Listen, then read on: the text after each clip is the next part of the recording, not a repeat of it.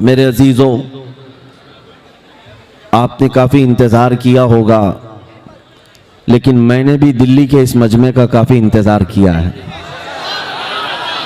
और बड़े इंतज़ार के बाद आज ये मैदान हमें मिला है। और वैसे तो मुझे यकीन था अगर लॉकडाउन नहीं होता तो इसका 100 गुना ज़्यादा 2 साल पहले ही मजमा हाजिर हो चुका होता। हाँ, यहाँ से शायद रामलीला मैदान भी करीब ही है और अज़मत इस्लाम और अज़मत मुस्तफ़ा के लिए लाखों सर दिल्ली में आज भी जमा हो सकते हैं।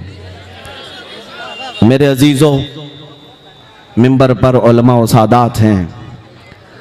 कैसर खाली साहब की निज़ामत अल्लाह उन्हें सलामत रखे। बार बार वो एक पाखंडी का नाम इस मिंबर पर ले रहे थे।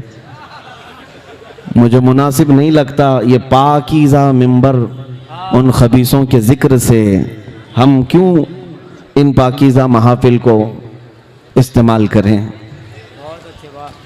इसलिए कि हमें पता है नबी पाक सल्लल्लाहु अलैहि वसल्लम की अज़मत क्या है। किसी के भौंकने से कुछ होगा नहीं, तू घटाए से किसी के न घटा है न घटे।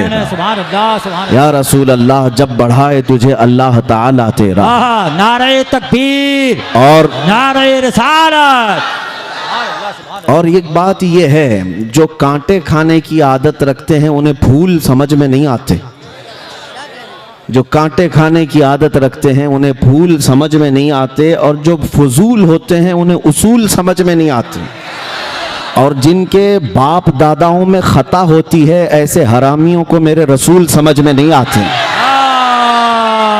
उन लोगों का जिक्र करने की ज़रूरत ही नहीं है। कुरान ने सूरे कलम में फरमाया, उतुल्लिम बअद ज़ालिका ज़नीम, जो मेरे मुस्तफ़ा करीम सल्लल्लाहु अलैहि वसल्लम की तौहीन करते हैं वो ज़िना से पैदा हुए हैं। बेउसूलों को उसूल समझ में नहीं आते हैं।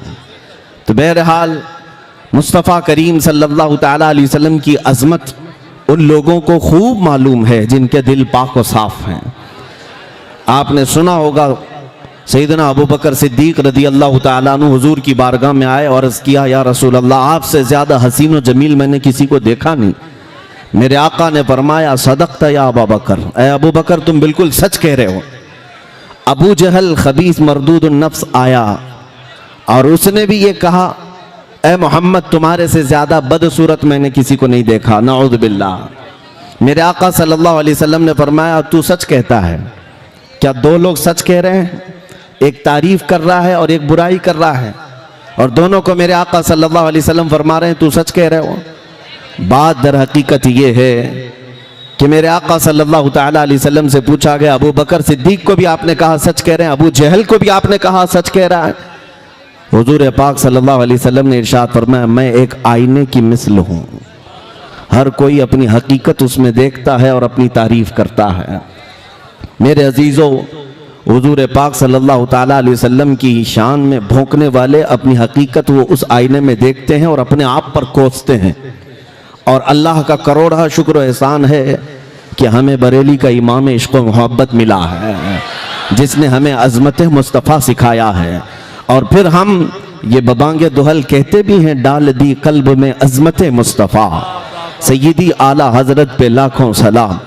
मोहम्मद हमारे बड़ी शान वाले, मेरे आका सल्लल्लाहु ताला अलैहि वसल्लम की अज़मत आज इस दिल्ली की सरजमीन पर मौका मिला है। मैं अर्ज़ करता हूँ, क्योंकि मुझे पता है यहाँ सुनने के लिए जो लोग आए हैं, ये सिर्फ ये मजमा जो आपको नज़र आ रहा है, ये सिर्फ टोपी दाढ़ी वाला ही मजमा नहीं है। मेरे बहुत सारे रिश्तेदार भी यहाँ आए हैं।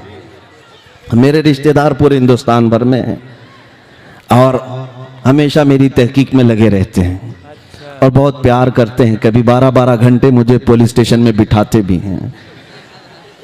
तो बहरहाल मैं उनकी भी कदर करता हूँ। वो सारे लोग हमारे बयानात को बहुत गौर से सुनते भी हैं। अल्लाह करे कि दिल में उतर जाए और हिदायत भी नसीब हो जाए।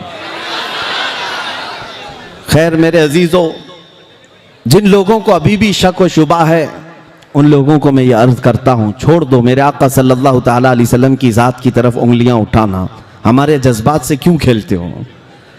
हम हैं ना, गालियां दो हमें, हमारे माँ बाप दादाओं को गालियां देते हो, सह लेंगे। दिल्ली वालों को तो आदत पड़ गई है फसादात सहने की।